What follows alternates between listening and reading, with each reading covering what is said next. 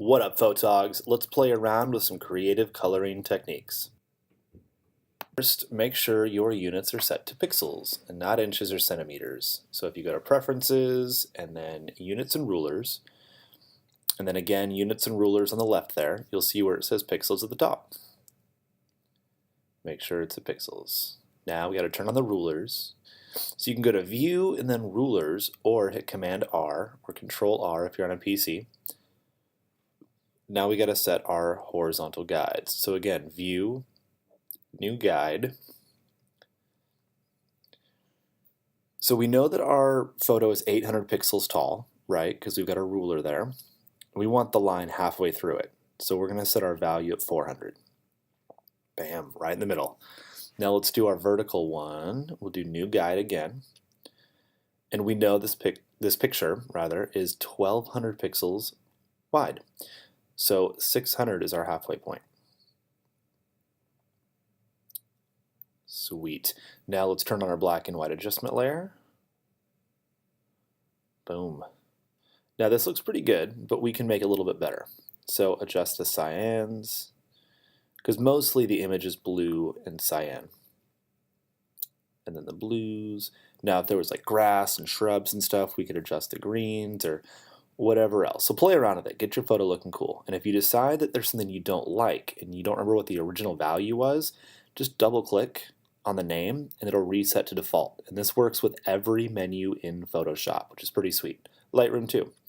All right, so now select your layer mask and then the Marquee tool, or press the letter M, make sure it's the rectangular one, and go ahead and select the first quadrant. Because you put guides in, it'll automatically snap to the grids and give you a clean selection. So pick your brush, you want it all the way on black, and then let's paint over this quadrant.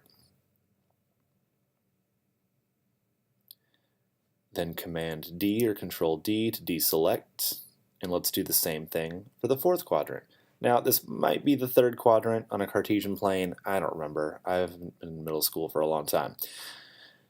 Either way, it's the fourth to me. So we'll paint over that in black. And how cool is this? Neat coloring technique. But let's tweak it a little bit and make these lines offset.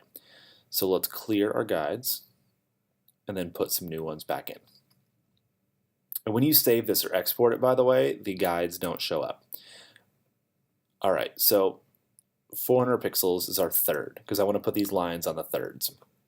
Now, New Guide, let's do our horizontal one. Now, obviously 800 isn't divided by 3 an even number of times, but 260 seems about good, and you can kind of mouse over on the ruler where you want it to be, but I like 260 because that divides her face. I think that looks pretty sweet. Turn on a black and white adjustment layer, and adjust our levels again. Good enough. All right, now press the M key or select your rectangular Marquee tool, select quadrant 1, and grab your brush.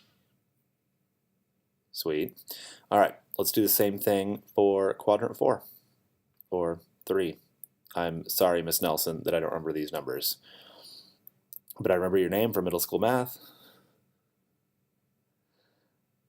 Right? How cool is that? Boom. Thanks again for tuning in to another episode. I hope this one was helpful. Don't forget to hit subscribe down below. And if you haven't already, swing on by our private Facebook community, Photogs Unite, and join the party. Get all kinds of tips and tricks, get some photo critiques, and every Monday I do a live Q&A sesh where you can send me all the questions you've got and I will drop knowledge bombs on everyone. So until next time, photogs, keep shooting, and remember that every photo you take brings you one step closer.